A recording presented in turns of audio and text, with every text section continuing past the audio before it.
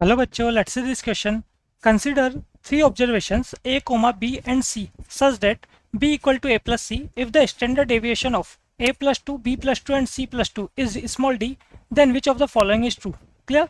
देखिए यहाँ पे अगर हम बात करें ABC तीन ऑब्जर्वेशंस आपके पास चल रहे हैं, साथ में इक्वेशन गिवन है B equal to A plus C. A plus two B plus two C plus two का स्टैंडर्ड डेविएशन हमको स्मॉल डी गिवन है और इसमें से हमको यहाँ पर ट्रू स्टेटमेंट या ट्रू ऑप्शन बताना है. क्लियर. तो देखिए हम क्या करते हैं, सबसे पहले यहाँ पर स्टैंडर्ड डेविएशन का जो फॉर्मूला होता है वो देख लेते हैं. तो स्टैंडर्ड डेविएशन एच डी से हम डिनोट करते हैं. यहाँ पर वैल्यू डी है तो मैं इसको सिंपल डी रख देता हूँ. तो इसका फॉर्मूला होता है हमारे पास स्क्वायर रूट. जो ऑब्जर्वेशन हमारे पास चलते हैं, अगर सिंपल मैं ऑब्जर्वेशन को एक्स से डिनोट करूँ तो ऑब्जर्वेशन के स्क्वायर का है ना, सिंपल आप ऑब्जर्वेशन को एक्स आई से भी डिनोट कर सकते हो. तो एक्स आई स्क्वायर ऑब्जर्वेशन के स्क्वायर का मीन माइनस उनके मीन का स्क्वायर. क्लियर. ये मीन एक्स आई बार होल स्क्वायर. क्लियर. ये हमारे पास हुआ करता है यहाँ पर फॉर्मूला. क्लियर. तो देखें इसको सॉल्व कर लेते हैं हम यहाँ पर. तो हमारे पास बोथ साइड अगर मैं स्क्वायर करूंगा या सिंपल इसको मैं क्या करता हूँ, इक्वेशन 1 दे देता हूँ. इन दोनों वैल्यूज को फाइंड कर देता हूँ और इक्वेशन 1 में पुट कर लूंगा. क्लियर. तो सबसे पहले जो ऑब्जर्वेशन हमारे पास है ना, वो कौन कौन से, a plus two B plus two C plus two. इसी का स्टैंडर्ड डिविजन हमको डी गिवन है. तो यहाँ पर हम बात करें एक्स आई के स्क्वायर के मीन की, एक्स आई स्क्वायर मीन. तो ये हमारे पास कैसा होगा, ये होगा हमारे पास जो ऑब्जर्वेशन है उनके स्क्वायर, मतलब ए प्लस टू का square, b plus two square और c plus two whole square. इनका मीन मतलब बाई 3. क्लियर. इसको सॉल्व कर लेते हैं हम यहाँ पर. तो ये आएगा हमारे पास यहाँ a square plus b square plus c square, है ना. तीनों का होल स्क्वायर को जब मैं ओपन करूँगा तो एक टर्म तो ये आएगी. फिर एक हमारे पास जो 2ab वाली टर्म होती है ना, जिसमें 4 है 4b 4c आएगा, तो 4 कॉमन लूँगा तो ए प्लस बी प्लस सी आएगा. ठीक है. और लास्ट टू स्क्वायर भी आएगा हमारे पास सभी में. तो 4 प्लस 4 हमारे पास 12 हो जाएगा. ठीक है. और डिनोमिनेटर में चल रहा है यहाँ पर 3. क्लियर. इसको और सोल्व कर लेते हैं हम यहाँ पर. तो हमारे पास ये एक्स आई स्क्वायर का जो मीन आ रहा है ये कैसा बन रहा है, a square plus b square plus c square plus, देखो a plus b plus c की हम बात करें तो ए प्लस सी बी के इक्वल है. तो इसका मतलब ये अंदर कितना हो गया, 2b हो गया ये हमारे पास. ठीक है. और 2b अगर आपके पास ये हो गया तो 2b 4 से मल्टीप्लाई हो गया, तो ये हमारे पास कितना हो गया, 8b हो गया. क्लियर. अब आगे हम बात करें प्लस 12/3, ऐसा चल रहा है. क्लियर. तो इसका अकॉर्डिंग अगर हम बात करें एक्स आई स्क्वायर का मीन जो है हमारे पास ये आ रहा है a square plus b square plus c square by 3 plus 8b/3 plus 4.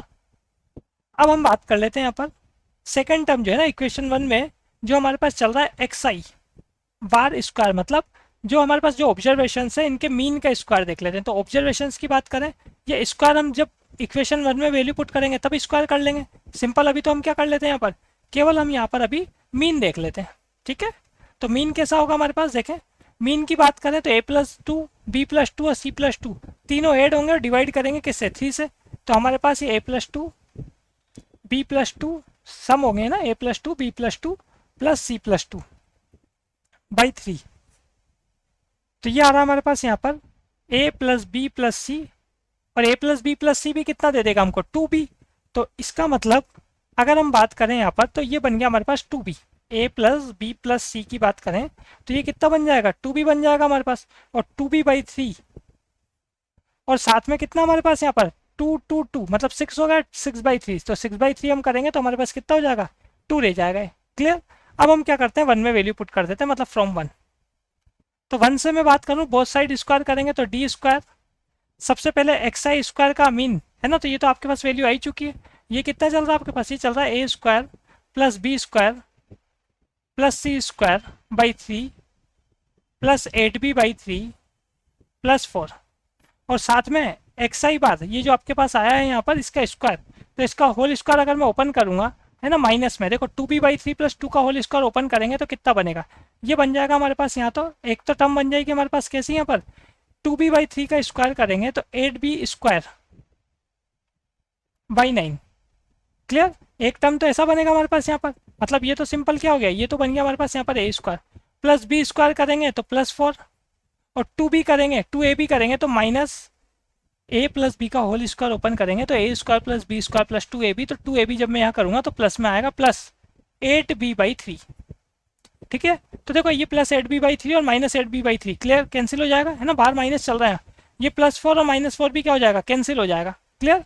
अब यहाँ से अगर हम बात करें तो हमारे पास ये कैसा बन रहा है, देखो यहाँ हमारे पास ये d² तो चल ही रहा है। RHS में बात करें तो a² / 3 प्लस c² / 3 और ये b²/3 और -8b²/9 की हम बात कर लेते हैं। तो b²/3 को मैं बोल सकता हूँ 3b²/9, तो 3b²/9 और -8b²/9। ठीक है, हमारे पास अगर यहाँ पर b²/3 इसको मैं मल्टीप्लाई कर लूँ सिंपल किसके साथ, यहाँ पर 9 के साथ मल्टीप्लाई कर लूँ या फिर सिंपल एक चीज़ और कर सकते हैं हम यहाँ पर b², इस पूरी इक्वेशन को मैं क्या कर सकता हूँ, यहाँ पर एलसीएम लेंगे, इसका मतलब हम 9 से मल्टीप्लाई कर लेते हैं। 9 से एलसीएम लूंगा तो 9 ही आएगा डिनोमिनेटर में, तो उससे इजी हमारे लिए क्या है, यहाँ पर मैं क्या करता हूँ, इस कंप्लीट इक्वेशन को 9 से मल्टीप्लाई कर लेता हूँ। देखो अगर मैं 9 से मल्टीप्लाई करूँगा तो मेरे पास कैसी टर्म्स आएगी, देखें आप यहाँ पर, आपके पास ये 9d² आ जाएगा। ठीक है, RHS में बात करें a²/3 तो ये कितना हो जाएगा, 3a² हो जाएगा। c²/3 ये भी 3c² हो जाएगा, तो 3 कॉमन आ जाएगा, इसका मतलब a² + c²।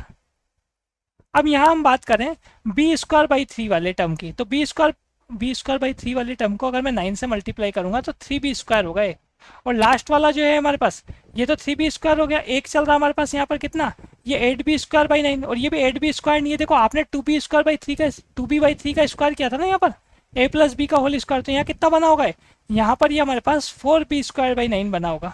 ठीक है, 2b/3 का स्क्वायर अगर मैं करूँगा तो ये कितना बनेगा, 4b²/9 बनेगा। ठीक है, तो देखो यहाँ आपने 9 से मल्टीप्लाई किया है तो एक तो 3b² आया आपके पास, और एक यहाँ पीछे की तरफ कितना आया, -4b² आया, तो 3b² -4b², इसका मतलब ये कितना बन गया हमारे पास, -b² बन गया। क्लियर, तो यहाँ से आप देख लेते हैं हम फाइनल आंसर क्या बनेगा, यहाँ से हमारे पास b² की वैल्यू, -b² को LHS में लाऊंगा तो +b² हो जाएगा, ये आ जाएगा 3a² + c² और 9d² RHS में जाएगा तो -9d²। क्लियर, तो final answer is option number D.